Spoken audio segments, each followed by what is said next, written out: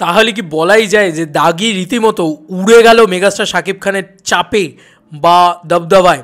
Seriously বলছি, আমি আমি এটা বলতে খুব খারাপ লাগছে, কিন্তু কিছু করার নেই বন্ধু, কিচ্ছু করার নেই। বাংলাদেশে শেষ কথা শাকিব খান, এটা বারবার বলে এসেছি, বিভিন্ন জায়গায় বলে এসেছি। আজকে তুমিই বলো না শাকিব খান কতগুলো শোজ আর হল পেয়েছে, সেখানে দাঁড়িয়ে দাগির এরম দুর্দশা হবে?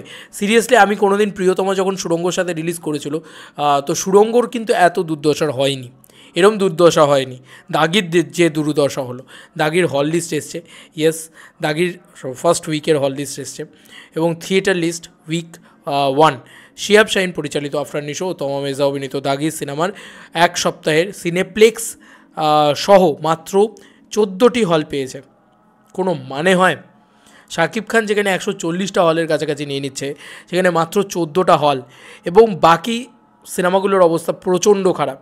মানে জঙ্গলি, চক্কর, তুমি ভাবো না, মানে যদি বরবাদ, অন্তরাত্মা, তারপরে দাগি, তারপরে জঙ্গলি, তারপরে জিন 3, তারপরে হয়তো চক্কর 302, এই যদি অর্ডারে থাকে, তাহলে প্রথম সবথেকে বেশিটা নিয়ে গেল হচ্ছে তোমার মেগাস্টার শাকিব খানের বরবাদ, চলে গেল এক সাইডে। দ্বিতীয় সবথেকে বেশিটা নিয়ে যাবে হচ্ছে অন্তরাত্মা, আবার সেই মেগাস্টার শাকিব খান।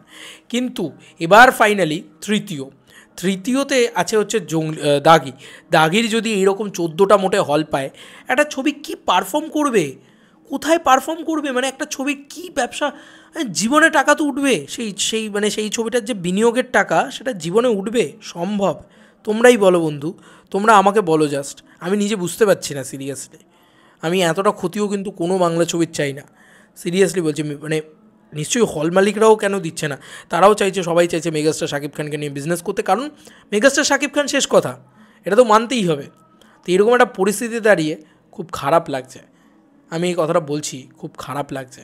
মানে এই কথাটা বলতেও খারাপ লাগছে যে দাগি জাস্ট উড়ে গেছে, মানে দাগি সই পায়নি।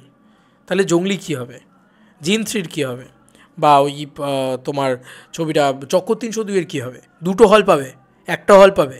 কি হচ্ছে ভাই? সব শাকিব খান গিলে খাবে? আমি মানে seriously, Shakib Khan obviously mega star, সে প্রচুর শোজ পাবে, হল পাবে, তো বাকি ছবিগুলোকে কেউ হলই দিতে চাইছে না। আমি অবাক হয়ে গেছি, আমি সিরিয়াসলি বলছি। From Eid days in cinemas, Daagi week 1 theatre list, Star Cineplex, এবং মেজরিটি আমরা দেখতে পাচ্ছি একটাও সিঙ্গল স্ক্রিন সেভাবে পায়নি। সব স্টার সিনেপ্লেক্স, নাহলে লায়ন সিনেমাস, তারপরে মমিন, নাহলে মনিহার সিনেপ্লেক্স, ঠিক আছে, বর্ষা, জয়দেবপুর, আচ্ছা, লাইব্রেরি খুলনা, রূপকথা, শেরপুর, এরকম 2-1টা করে পেয়েছে। দেখো, তোমরা নিজেরাই দেখো, দাগির কথা বলছে, বাকিদের কি হবে তাহলে ভাবো। যাই হোক, মানে খুব মানে টেনশনের মতন একটা ব্যাপার আর কি, খুব চিন্তার বিষয়, ভীষণ চিন্তার বিষয়। তোমাদেরকে আর কি মতামত জানিও কমেন্ট সেকশানে। এরকম একটা পরিস্থিতি হলে শাকিব খান একাই 100 হয়ে সব শেষ করে দেবে, আর বাকিরা কিচ্ছু করতে পারবে না, কিছু মানে নাথিং। 14টা হল কোনো মানে হয় ভাই? অ্যাটলিস্ট 40টা তো হল পেয়ে যেত। আচ্ছা ঠিক আছে, 20টা তো হল পেয়ে যেত মিনিমাম, 20-25টা হল তো দরকার। কী ব্যবসা করবে 14টা হল থেকে? 14 লাখ টাকাও উঠবে না। কি যাচ্ছে তাই অবস্থা হচ্ছে, মানে এটা জাস্ট খুব পেনফুল, খুব কষ্টদায়ক আর কি, যে কোনো ছবি মাথা তুলে দাঁড়াতেই পারছে না মেগাস্টার শাকিব খানের সামনে।